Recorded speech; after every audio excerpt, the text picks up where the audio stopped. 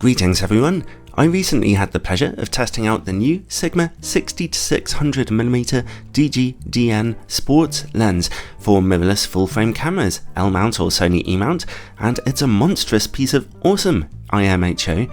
I loved putting it through its paces, but I didn't anticipate how many people in the comments section would want me to compare it to its peers, its slightly older 150-600mm Sigma brother, and the Sony 200-600. That's the sound of me slapping my own wrist with a ruler. So here's a quick comparison video for the three lenses for you, taking a brief look at their different parameters, followed by their image quality. I'm not going to cover absolutely everything in this video, just the main things, but if you'd like to watch the full reviews, there are links in the description below.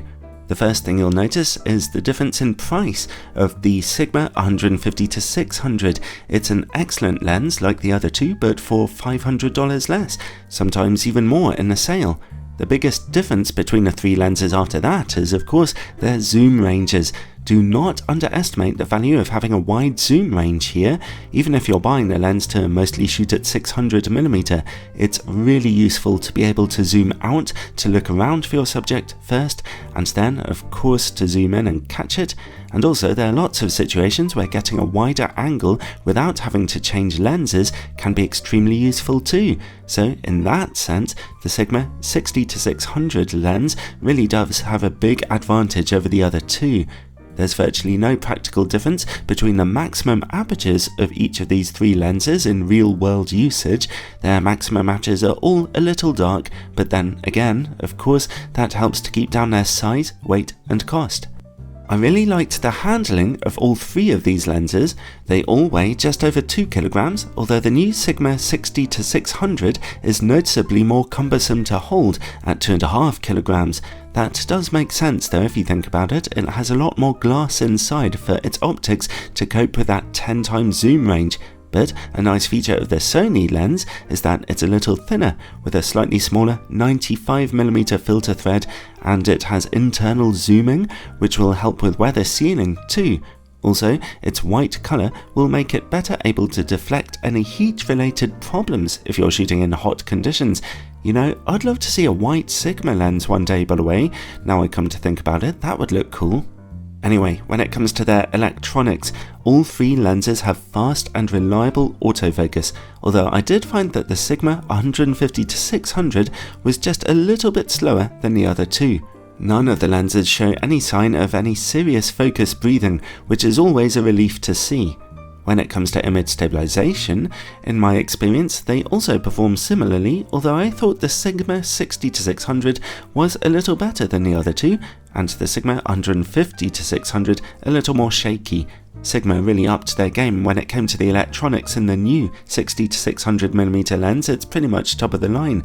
Overall, I preferred the metallic feel and internal zooming of the Sony lens, although the autofocus and image stabilization of the Sigma 60-600 were probably the best of all three, although its extra weight can be a bit of a pain. Overall though, all three of them handle pretty nicely. Let's move on then and look at image quality now. I'll be testing all three of them on a Sony a7R III with its full-frame 42MP sensor. In-camera corrections are turned on for all three lenses. Please forgive my use of a slightly different test chart for the 60-600mm lens here. By the way, I upgraded recently. The Sigma 60-600 lens is nice and sharp at its widest angle of 60mm, you can take my word for it, so let's start the two Sigma lenses at 150mm and the Sony at 200mm. Right away you can see that the Sony lens is actually the softest of the three in the middle of your images, surprisingly, with a touch of colour fringing on contrasting edges here. In terms of corner image quality, again, the Sony lens lags just a little behind the two Sigma lenses. Stop the lenses down to f8 though, and they all look about as sharp as each other. Here are some test results from about the middle of each lens's zoom range now. Now, all three of them look fantastic in the middle of their images, straight from their maximum apertures, and their corner image quality all looks very good too, although the Sigma 150-600 sees a little colour fringing.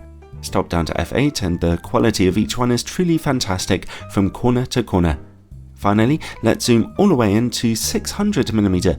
All three look very sharp in the middle of their images now and at their widest apertures, although the Sigma 150-600 sees some colour fringing on contrasting edges, unfortunately. Let's take a look in those image corners. Now it's the Sigma 60-600's turn to show a little comparative weakness, with slightly softer corners than the other two. Stop down to f8 and it improves, but still lags behind the other two just a little. Interesting. Overall, well, all three of them have consistently very good image quality here, but also little weaknesses at various points. The Sony lens, for example, was the weakest of the three at its widest angle of 200mm. Halfway through the zoom range and at the end, the Sigma 150-600 struggles a little with colour fringing at its widest apertures, and the new Sigma 60-600 doesn't have the sharpest image corners at 600mm. My favourite of the three there is probably that Sigma 60-600 though. You will rarely need super sharp image corners at 600mm because that's more the realm of subject photography where your corners will be out of focus normally anyway. But honestly, all three lenses are putting in nice performances here. Let's see the differences in close-up image quality now. All three lenses have a very impressive macro capability here when shot at their optimal focal lengths for close magnification, although the new Sigma 60-600 can get just a little closer than the others, and the Sony lens only a little further away. The Sony lens looks the sharpest when shooting close up though, but bear in mind, in order to get there you have to zoom all the way into 600mm on it, which does make macro photography harder to do. Stop down to f8 and all three lenses look about as sharp as each other close up. Each of the three lenses work similarly well against bright light, all holding on to their contrast really nicely and only struggling with a touch of flaring here and there. All three of them also have nice, soft-looking bokeh with no noticeable or distracting problems in their out-of-focus backgrounds. Overall, well, these three lenses each have their respective customers quite nicely, that's handy. Those looking for good value for money will be more than happy with the Sigma 150-600. It's a beautiful lens and it's not too heavy, although because of its slight issues with colour fringing, I probably wouldn't use it on an aps-c camera where that optical problem might be somewhat magnified. The nicest handling lens, I thought, with the best build quality was the Sony, although its optical performance isn't so great at wider angles and its image stabilisation not quite as good as the new Sigma 60-600. And to be honest, that new Sigma lens was actually my favourite. Its picture quality is fantastically consistent, especially considering it's got such a long zoom range, and I personally really appreciated having access to that wider angle of 60mm, even if I was mostly shooting when zoomed in.